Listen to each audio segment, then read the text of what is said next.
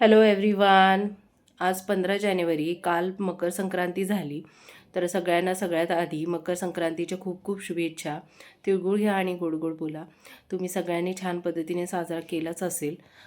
आज इलेक्शन आहे, इलेक्शनची खूप गडबड आहे. सगळ्यांनी मतं दिली असेल, मी पण मत देऊन आलेली आहे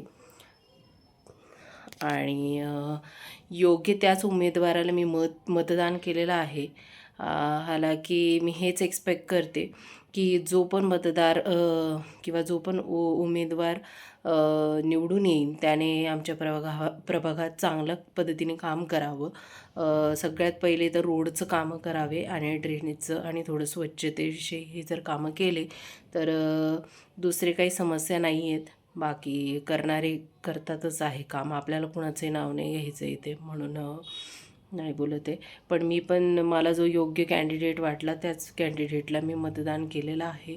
तुम्ही देखील मतदान करून या. भरपूर लोक असे आहेत की ते मतदान करत नाही. तर असं न करता सगळ्यांनी मतदान केलंच पाहिजे. मला आनंद होतो आहे की मी जाऊन मतदान करून आली आहे आणि आता उत्सुकता आहे उद्याची की उद्या काय निकाल लागणार आहे.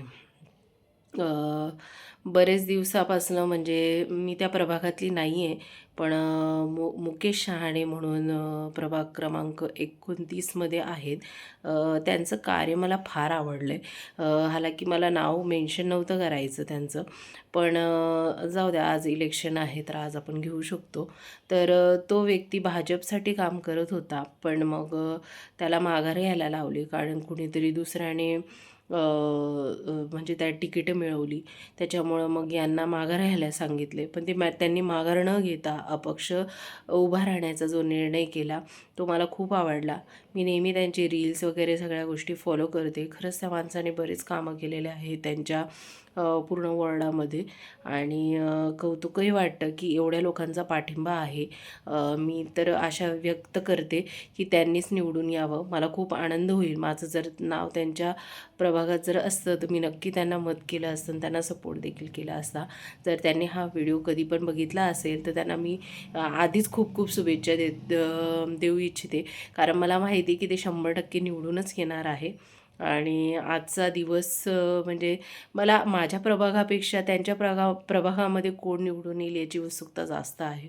तर जास्त तुमचा वेळ न वाया घालवता आपण हा व्हिडिओ ड्रॉप करू इथंच आणि उद्या इलेक्शनच्या रिझल्टची वाट बघू आणि पुन्हा एकदा नवीन व्हिडिओमध्ये आपण भेटू. तोपर्यंत बाय, काळजी घ्या.